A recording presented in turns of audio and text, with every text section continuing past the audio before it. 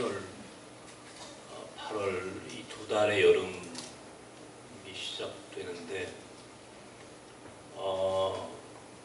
저는 요즘 굉장히 마음이 좀 복잡한 일이 좀 있습니다. 복잡하다고 해서 그것이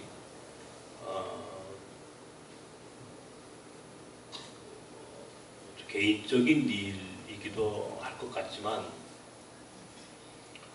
어떤 측면에서는 우리 교회, 우리 한국 교회의 미래가 걸린 굉장히 중요한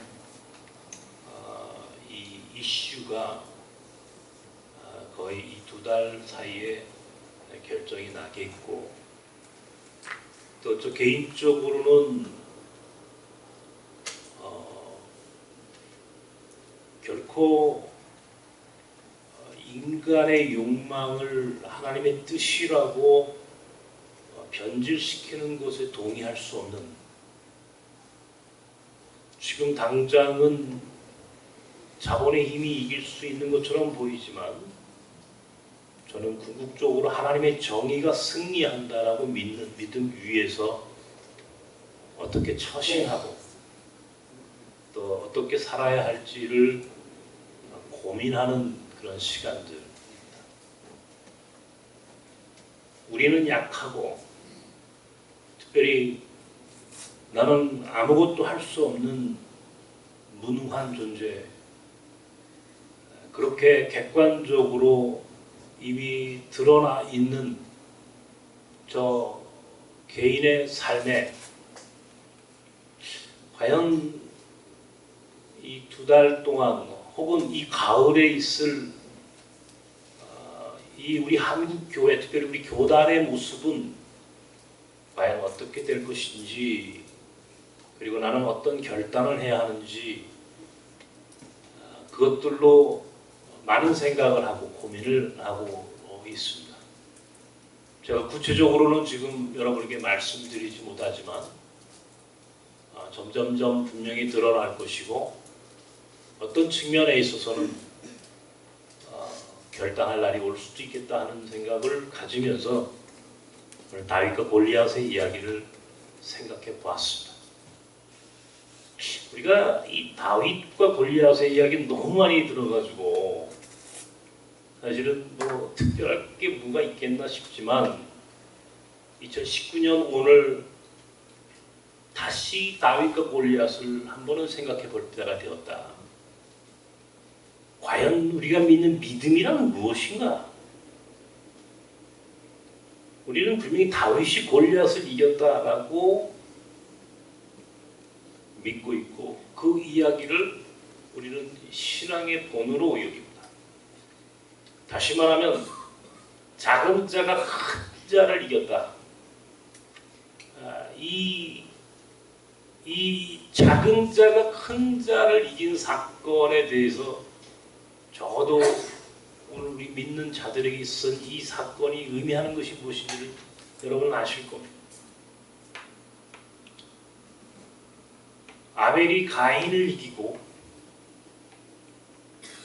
이삭이 이스마엘을 이기고, 야곱이 에서를 이기고, 요셉이 그의 형제들을 이기는, 작은 자가 큰 자들을 무너뜨리는 이 성서가 끊임없이 우리에게 제시하는 이 진리의 의미, 이 역사를 살아가는 오늘 우리에게 이것이 의미하는 것이 뭘까? 그리고 우리는 믿는다는 게 과연 뭘까? 과연 우리는 다윗과 골리앗의 이야기를 하고 있으면서도 분명 우리는 다윗이 아니라 골리앗이 되기를 원하는 이중적인 신앙을 사실은 갖고 있지 않은가 한번 돌아보자는 겁니다. 골리앗은 강한 사람이에요. 그런 투구를 쓰고 갑옷을 입었고 창과 칼을 든 거인이에요, 거인. 네? 우리가 갈렙의 이야기를 여호수아서에 읽었던 바로 헤브론 아낙 자손의 후손이에요. 네피림 족속이에요. 거인 족속이라고요. 바로 그런 거대한 힘이 강한 자의 상징이 골리앗이에요. 상대적으로 다윗은 무기도 없어요. 그걸 가지고 있는 것이라고는 물맷돌 5개와 작대기 하나에 그는 투구도 감옥도 있지 않았어요. 그는 작고 연약한 이스라엘 하나님의 백성을 상징하는 거예요. 그런데 다윗이 골리앗을 이겼다라고 우리는 그것을 성경을 통해서 읽었고 우린 그것을 믿죠. 그러나 믿음과 동시에 우리의 삶은 어떤가 돌아봅시다.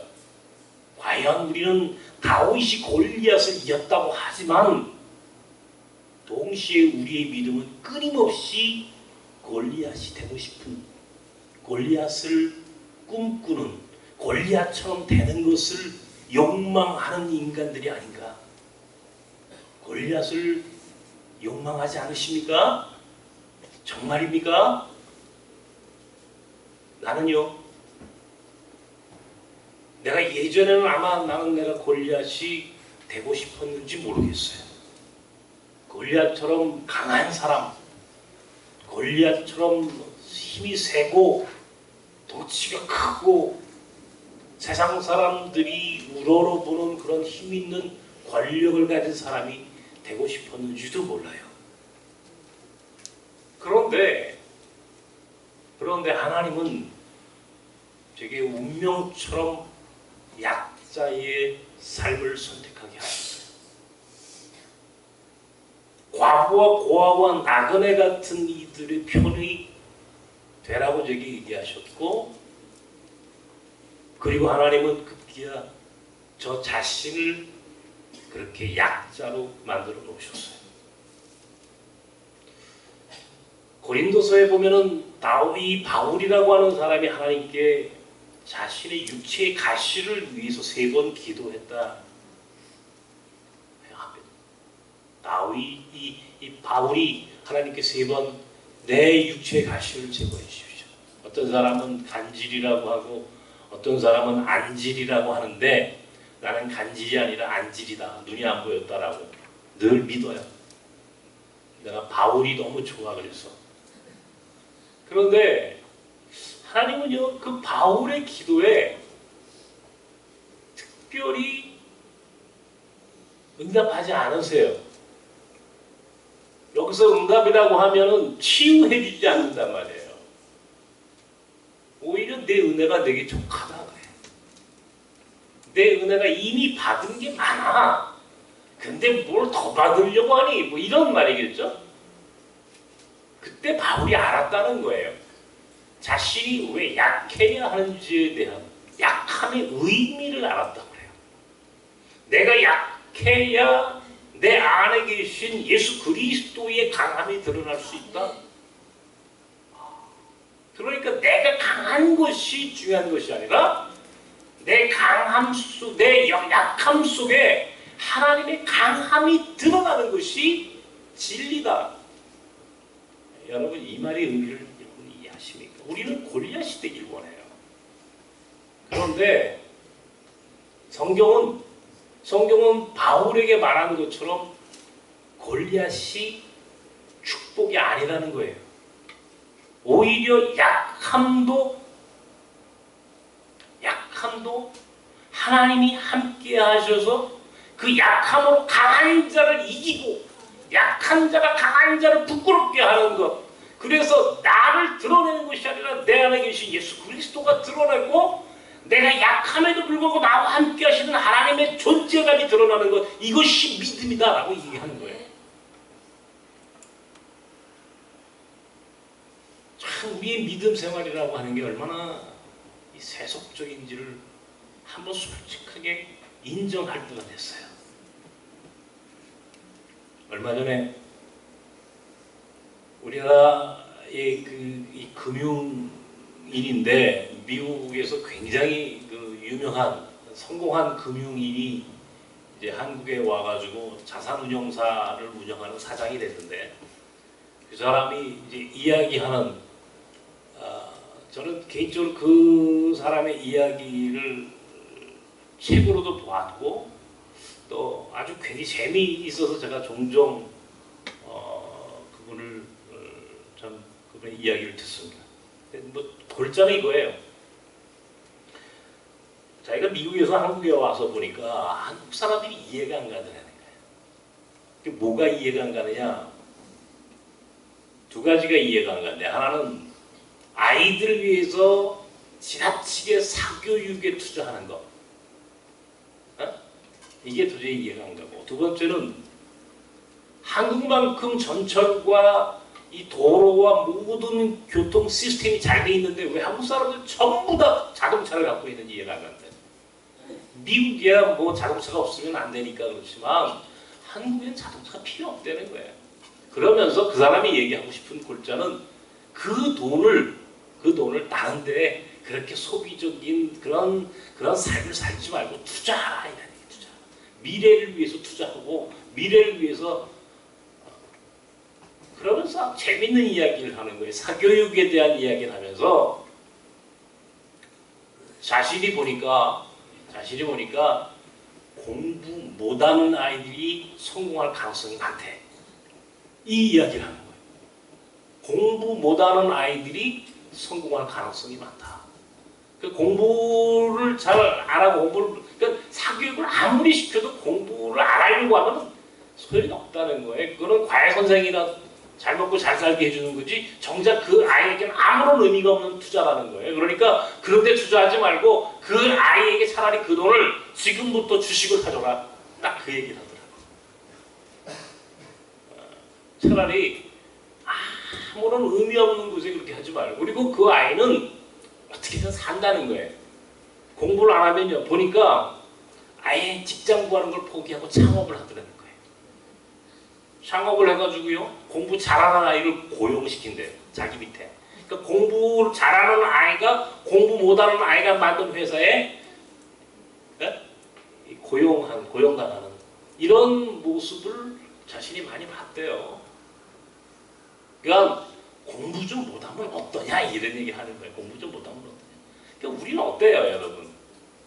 저도 이제 아이들을 키우고 입이 다 컸습니다만은 가만히 보면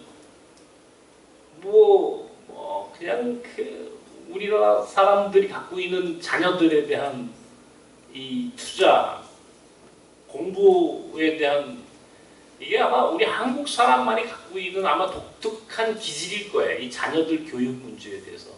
그러니까 전부 다 대치동으로 몰려가는 거예요. 대치동으로. 학원가로. 그러니까 대치동을 중심으로 한 강남 땅값 집값만 착 올려놓는 거죠. 그러니까 우리나라에서 이 아파트, 이 부동산 문제와 교육의 문제는 이게 상당히 이게 관계가 있습니다, 여러분. 전혀 관계 없을 것 같은데 교육의 문제와 부동산의 문제는 관계가 깊어요. 이 아파트 값이 오르기 위해서는 좋은 학군이 있어야 된다는 거 아니에요? 그래야 부모들이 아이를 데리고 공부시키려고 오니까 아파트가 올라가고 그래서 부자가 되고 그렇게 해가지고 또 그 아파트에 살기를 원하는 아이들을 공부시켜가지고 스카이캐슬에 보내야 되고 이런 것들이 계속해서 반복되는 이것이 오늘 이 한국 사회를 보는 눈이에요. 그러니까 우리는 뭔지 모르게 외형적으로 더 커져야 되고 외형적으로 성공해야 되고 외형적으로 좋은 대학을 가야 되고 좋은 직장을 얻어야 되고 좋은 이것이 우리가 꿈꾸는 그래서 우리가 소위 골리앗 컴플렉스를 갖고 살면서 예수를 믿는 거예요. 또 우리 하나님께 기도해요. 우리가 골리앗이 되게 해달라고. 우리도 저렇게 강하고 힘있고 화려한 인생으로 살 수 있도록 나는 그렇게 못 살면 내 자식들에게라도 그런 인생을 살 수 있도록 하나님이 복 주시면 그렇게 살기를 원합니다. 라고 끊임없이 기도하고 그렇게 성공하는 것을 우리는 흔히 예수 믿는 사람이 축복받았다라고 이야기를 하고 있다는 거예요. 그런데 과연 그것이 정말 축복이냐? 그것이 성공이냐? 물어보자는 거예요. 이 기독교적이고 성서적인 그런 의미를 갖고 있는 그런 것이란 말이에요. 사무엘상 오늘 17장 읽었습니다만 그 앞장 사무엘상 16장 6절 이하를 보면 하나님께서는 사람을 외모로 취하지 아니하시고 중심을 보신다라고 하는 평가가 나와요. 사무엘이 이새의 가정에 가서 이새의 아이들을 쭉 보면서 보니까 큰아들부터 쭉 막내까지 보니까 이야, 제일 큰아들이 제일 잘생기고 똑똑하고 뭔가 싹이 보이니까 이제 그렇게 이 사무엘도 그런 인간의 이 모습을 외모로 평가하거나 외모로 외적인 기준을 갖고 인간을 평가하려고 할 때 하나님이 사무엘에게 하신 말씀이 외모가 아니라 겉으로 드러나 있는 모습이 아니라 중심이 더 중요한 거야 라고 가르쳐 주시면서 오늘 드디어 사무엘상 17장에 다윗과 골리앗의 싸움을 보여주시면서 골리앗은 이 세상적인 세속적인 가치, 세속적인 기준으로 완벽한 존재라고 한다면 다윗은 이 세상적으로는 부족하지만 하나님이 그와 함께 하시니까 그의 연약함마저도 하나님이 그를 통하여 일하신다라고 하는, 하나님이 누구 편에 서는가라고 하는 것이 결국 궁극적으로 우리 인생에서 가장 중요한 가치다라고 하는 것을 가르쳐주는 거예요. 그러니까 우리는 골리앗이 되고 싶어요. 사실 나도 내가 골리앗이 되고 싶었고, 나는 내 아들이 골리앗 같은 그런 힘 있는 삶을 살기를 원하고 있어요. 지금도 솔직하게 할 수만 있다면. 그런데 세상의 모든 사람들이 다 골리앗이 될 수 있고 세상의 모든 믿는 사람들이 골리앗이 될 수 있다면 이 말이 진리야. 그런데 문제는 우리 중에 골리앗 같은 세상 사람들이 볼 때 힘있고 권력이 있는 소위 성공한 사람이 될 수 있는 가능성은 불과 몇 프로가 되지 않아. 우리는 모두 골리앗 컴플렉스에 빠져 살아간다고. 학력 컴플렉스, 외모 컴플렉스, 자기 직장에 대한 컴플렉스, 자기 자녀에 대한 컴플렉스, 그리고 나 같은 인생은 내 존재 자체가 열등감으로 똘똘 뭉쳐진 인생이에요. 그러면 그런 열등감과 그런 컴플렉스 속에 살아가는 사람들은 다 실패한 사람이고, 그러면 그들이 가지고 있는 신앙은 보잘것없는 아무 의미 없는 신앙이냐 말이에요. 우리는 겨우 그런 하나님을 믿는 존재냐 말이에요. 아니잖아요. 만약에 하나님이 힘있는 자들의 편에서 모든 사람을 힘있는 자들로만 만들어주시는 하나님, 모든 사람 가운데 힘있는 자들을 당신이 쓰시는 모든 인간적인 조건의 그 기준으로만 삼아내셨다면 나는 그런 하나님을 믿지 않아. 나는 오히려 힘없는 연약한 자임에도 불구하고 하나님이 함께 하셔서, 비록 연약한 자들이지만 하나님이 함께 하셨으므로 그 삶이 의미 있게 되는 그런 인생, 그렇게 인간을 하나님이 들어 쓰시는 하나님이심을 믿지, 내가 완벽해지는, 내가 예수 믿어 완벽해지, 내가 예수 믿는 눈이 보여질까? 이건 믿음 없는 게 아니에요. 사람들이 그래, 이 목사님은 눈이 보이는 것, 그것이 하나님의 살아계심이 증거되는 것이고, 나는 혼자 생각해요. 과연 내가 눈이 보이는 것이 하나님의 살아계심이 증거되는 것인가? 그럼 눈이 만약에 안 보인다면, 영원히 죽을 때까지 나는 볼 수 없다면, 그러면 하나님은 죽은 것인가? 나는 그렇게 생각하지 않는다고. 나는 그런 하나님을 믿지 않아. 하나님은 내 눈을 영원히 보이지 않게 하실 수 있어. 그러나 동시에 내가 믿는 하나님은 내가 육신의 눈으로는 세상을 볼 수 없지만 내 영의 눈으로는 세상에 더 분명한 것을 볼 수 있는, 하나님의 뜻이 무엇인지를 바라볼 수 있는 그런 영안을 내게 주시는 것이 내가 믿는 하나님이에요.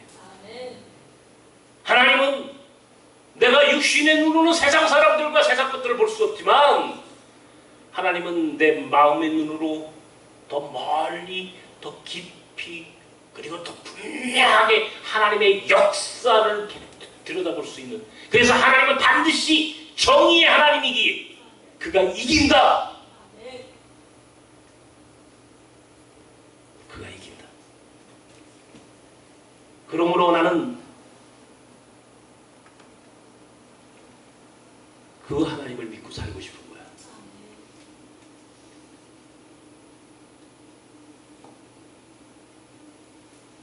장신대에서 강의하러 가다 보면은 신학생들을 많이 만납니다.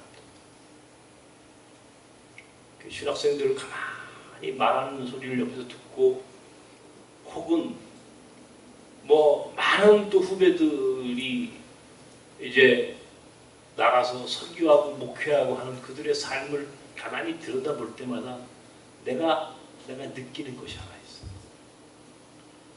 대부분의 목사들, 그러니까 전부는 아닐지라도 대부분의 목사들은 크고 화려한 교회를 꿈꿔요.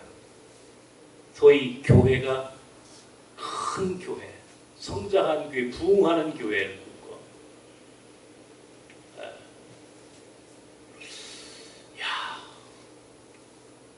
그런데 그런 교회를 담임할 수 있는 사람은 불과 100명 중에 1명도 있을까 말까 한 거야. 1000명 중에 1명 있을까 말까 한 거라고. 근데 전부 다 큰 교회 담임 목사. 그러니까 목사들이 제일 많이 가는 세미나가 교회 성장 세미나야. 교회 성장 세미나. 가보면 목사들이 어떻게 하면 교회를 성장시킬까? 어떻게 하면 교회를 키울까? 그러니까 교회를 키우고 성장시키려니까 어떻게 해요?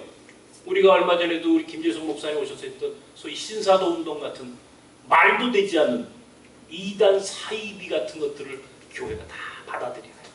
신사도 운동, 교인들을 미혹해 하는, 신앙을 왜곡시키는, 오직 교회가 커고 교회가 성장하고 부흥하는 모든 것이 끝. 교회가 커야 큰일 한다라고 하는 이 세속적인 논리를 거기에 딱 들이대고, 그래서 교회가 커야 돼. 그리고 그게 교회를 키웠으면 그는 성공한 사람이고, 이 한국교회의 좋은 모델이 되는 거예요. 내가 묻습니다. 과연 그것이 한국교회의 좋은 교회의 모델이고 성공한 목사의 모델이라면, 나는 그런 모델, 그런 목사 이 길을 포기했어. 거부했어. 그것이 과연 정말 이 시대가 하나님이 세우신 교회가 가져야 할 모델이고, 그것이 기준이고, 그 기준에 의하여 성공과 실패와 하나님의 은총이 거기에 있고, 그런 걸 자꾸 보잘것없는 목회를 하는, 개척교회하고 시골교회 하는 목사들은 정말 실패한 인생으로 전락시키는 이런 이중적인, 이분법적인 이런 오늘 한국교회의 이 자본주의 문화에 대해서 나는 도저히 받아들일 수가 없어요. 우리 아이들에게 네가 좋은 대학 가야지, 네가 좋은 직장 들어가야지, 그래서 네가 이 세상에서 성공하는 것이 하나님의 영광을 위한 것이야, 그렇게 가르쳐. 과연 그것이 맞습니까? 그러면 좋은 대학 못 가고 좋은 직장 못 들어간 사람들은 하나님의 영광을 가리우는 겁니까? 이 세상에 가난하고 힘없는 자들은 하나님의 영광을 가리우고 있는 겁니까? 세상 사람들이 무능하다고 이야기하는 장애인들은 하나님의 영광을 가리우는 겁니까? 그런 하나님, 그런 값싼 하나님은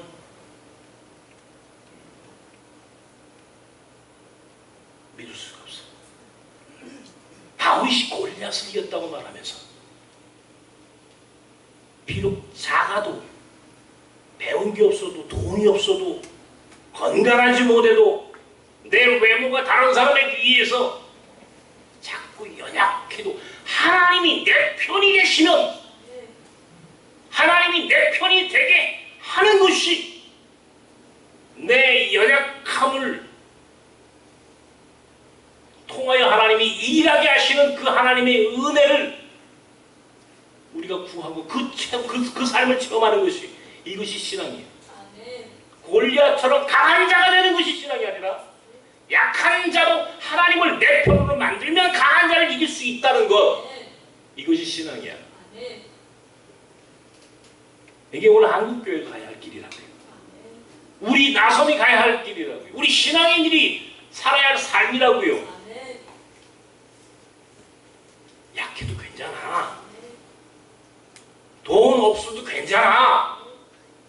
못 배워도 괜찮은 거야. 좋은 데가 안 들어가도 돼. 그 대신 하나님만은 내 편으로 만들자. 하나님만은 내 편으로 만들자. 이게 적어도 우리가 가져야 할 믿음이야. 나는 연약함으로, 나는 부족함으로 이 열등감 속에 몸서리를 축하며 살아가는 이 오늘 이 우울한 현대인들이요. 이게 아니요. 살아계신 하나님을 내 편으로 만들자고. 그래서 다윗도 골리앗을 이겼으면 우리도 세상을 이길 수 있잖아. 여러분도 세상을 이길 수 있어요. 우리 교회도 하나님이 한국교회를 완전히 바꾸는 개혁의 디딤돌로 만드실 거야. 내 꿈은 한국교회를 바꾸는 거야. 나는 세상을 바꾸는 거야.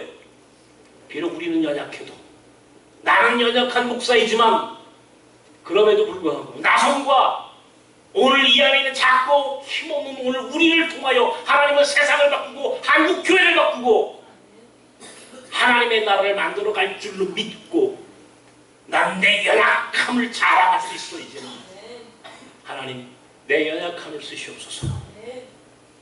나는 아무것도 할 수 없습니다. 그러나 강하신 하나님이 우리 편이시니 우리를 통하여 하나님이 세상을 바꾸시옵소서.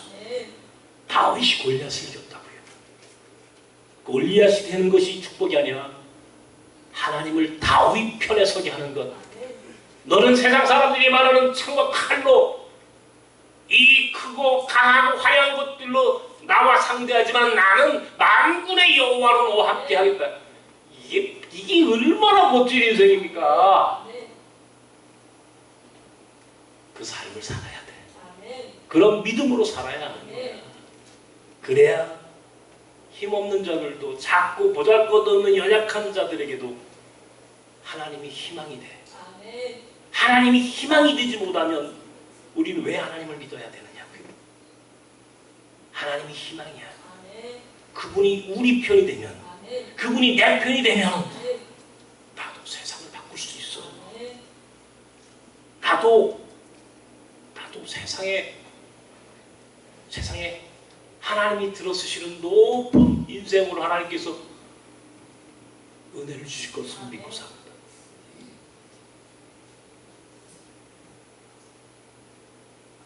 이거 믿음입니다. 다윗이 골리앗을 이겼다는 이야기가 오늘 우리에게 희망이 되길 바랍니다. 골리앗이 되지 못해도 괜찮아. 괜찮아. 어때? 따라하십시오. 괜찮아. 어때? 하나님이 내 편인데. 괜찮은 거야. 괜찮아. 아파도 연약해도 돈 없어도 좋은 대학에 가지 못해도 좋은 직장 들어가지 못했어도 괜찮아. 하나님이 내 편이면 괜찮은 거야. 그러면 우리는 이겨.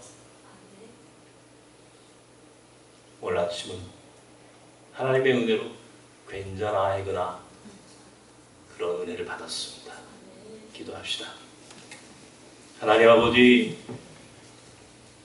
우리가 힘 있는 자가 되지 못하고 연약한 자로 사는 것에 대하여 괴로워했지만 그 아침에 오늘 하나님께서 다윗과 골리앗의 이야기를 가르쳐 주시면서 괜찮다 하셨습니다. 내가 네 편이니 괜찮은 거야. 내가 너와 함께하면 다윗이 골리앗을 이긴 것처럼 너도 세상을 바꿀 수 있어. 괜찮아. 우리의 이름을 부르시면서 괜찮다 하시는 하나님의 은혜를 구합니다. 주여, 살아가는 나성 사람들 가운데 오늘 이 아침에 괜찮다 이렇게 위로하여 주시옵소서. 예수님의 이름으로 기도하옵나이다.